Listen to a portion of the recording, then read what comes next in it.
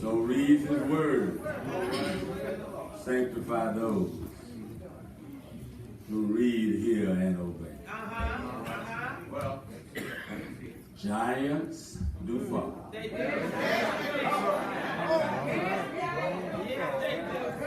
Yes, sir. Yes, go. Giants do fall. They do. Yes, sir. All right. Yes, sir. Those of us that were born before 1970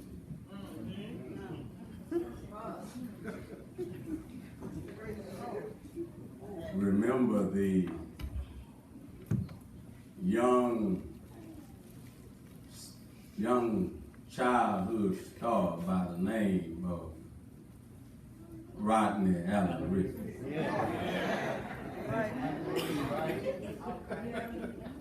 Rodney Allen Rickey bust on the scene and drove the stocks of Jack in the Box to the high. Yeah. All right.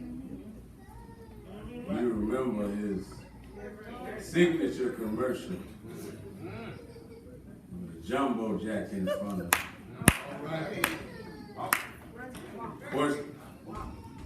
Question was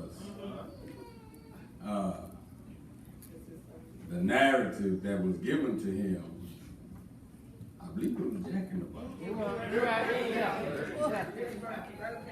Okay, some of us gonna have to Google that. Let me go with Jack in the Box. Yes, sir. In the burger chain. You know. And if I recall it, the question that came to him as the burger was sitting in front of him, the man asked him, and I seen you on TV before. And he said, yeah, he's started fumbling with the burger. And he said, what's that before you? He said, this is a jumbo jack from Jack in the Box. He said, now, why aren't you eating?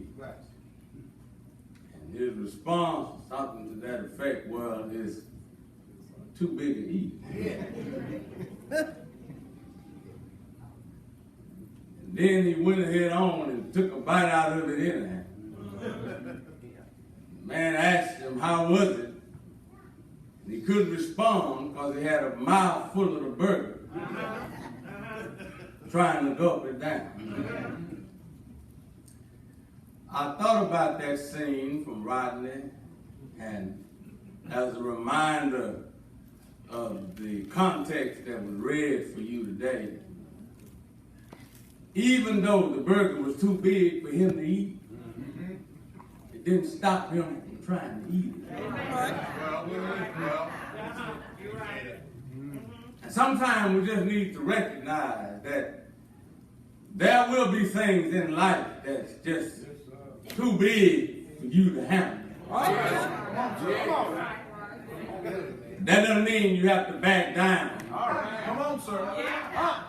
From at least trying to tackle the situation. Come on, sir. All right. Because as a child of God, if you can't handle it, regardless of how big it is, we serve a God who is bigger than any power that you and I could ever encounter. And what's too big for me and for you this morning is just right for God. Some of you looking at me right now, there's something going on. You say, Reverend, if you only knew. I'll tell you, I may not know all the details. You don't really have to know all the details. All I have to know that there is one. If you ever get serious about the one who's able take care of every and any and all that's going on in your life. I tell you, you can celebrate like Rodney and you can celebrate like David. Yeah. And he alone is able to see you through. Am I talking to anybody? Giants in your life. Come on now. You thought you were doing something because you wanted something big. Well, We live in a culture that just has to have something big. Well, amen. There was a time when 19 inches was big enough for the whole family.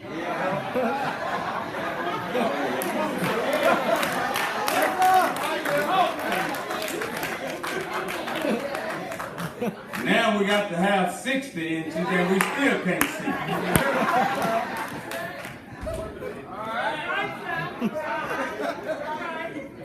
Got to have something big. Satisfied with 2 bedrooms, you got to have 4. Now satisfied with a 2-car garage, you got to have 3. Got to have something big.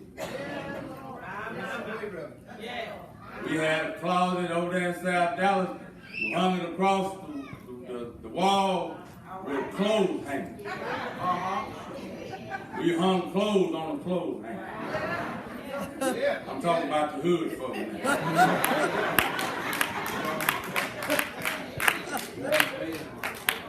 Now we're not satisfied because we got a big walk-in. Oh, it's big enough for a whole other bedroom. Got all your clothes in there.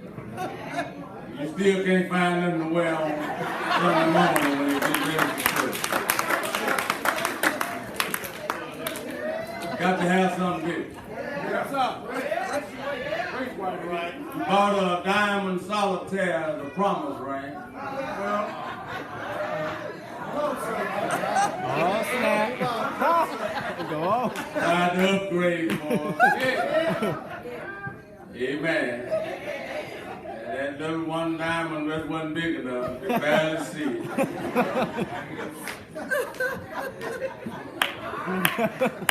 Now she's got a big old rock on her finger. Blinding everybody. And always mad at you. Y'all can help me this morning. I'll help you with that one.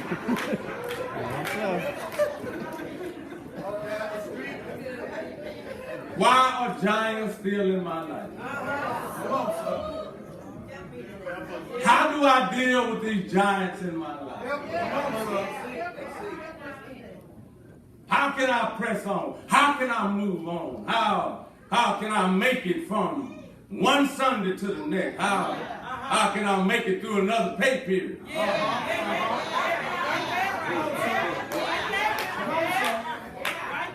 These giants on my job. There was a time when at noonday is not supposed to be able to see in the shadow. Seems like more and more now, shadows keep looming. All right. Yes, sir. Giants in the land. Yes, sir. You're right, sir. I tell you, if it ain't one giant, it's enough. Yes, sir. Many times we're shrinking. We got us backing up. We don't hardly know what to do. It's not the giant of relationship. It's the giants of restlessness. Come on, sir. You're right, sir. It's not the giants of the economy. It's the giants of socialism. It's not the giants of socialism. It's the giants of politics. All right. It's not the giants of politics. It's the giants of religion. It's not the giants of religion. It's the giants of health. Come on, sir. Even the giants of faith. How do I keep dealing with these giants? It's a miracle that I made it in here this morning. When I got up this morning, there was a giant sitting at the foot of my bed. Messing with me. Where you going today? Going to church? You ain't going to church. I stirred it all up for you. You thought you were going, you ain't going to that church. There's a whole lot of folk at home right now. Members of the Bedside Baptist.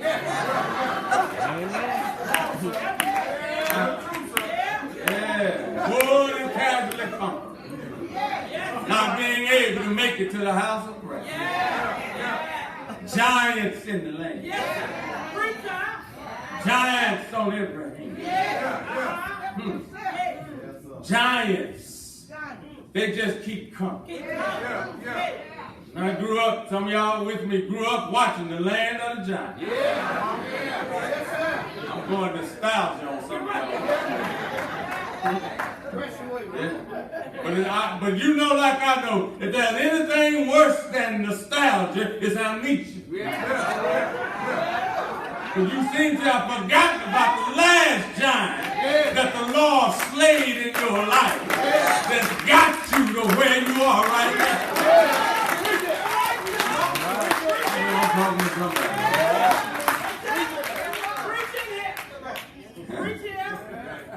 So I rush on to the context. You know the story, though. Back up to verse 40. There come David, little ruddy, little fella.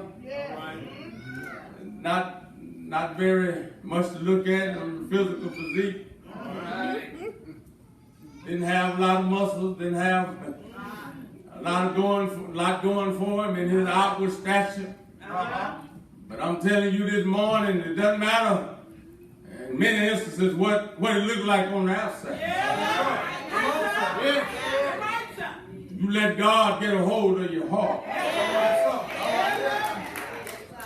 Because the heart of the matter really is matters of the heart. When you let him get a hold of it, he'll cause you to do the incomprehensible. Yes, he will.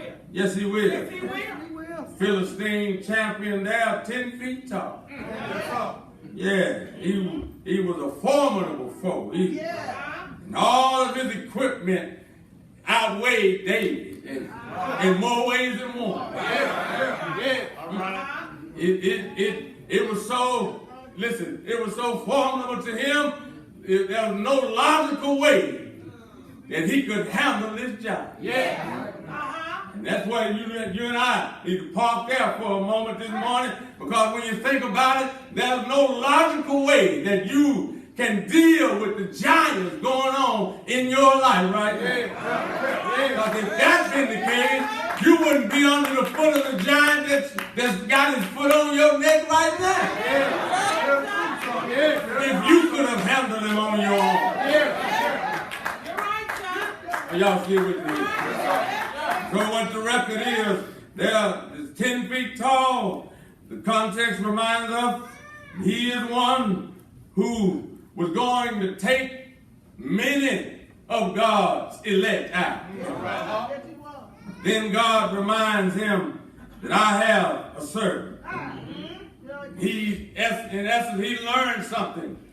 Talking about David, he learned something from tending sheep. The rugged hills of Palestine, he learned. Just wasn't wasting time. He was learning how to deal with the insurmountable things.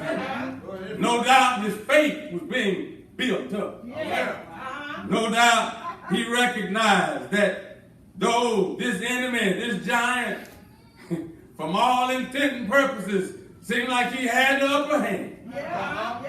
David comes to remind us that he's in God's hand. Are y'all still with me? What he's reminding us in the story, as you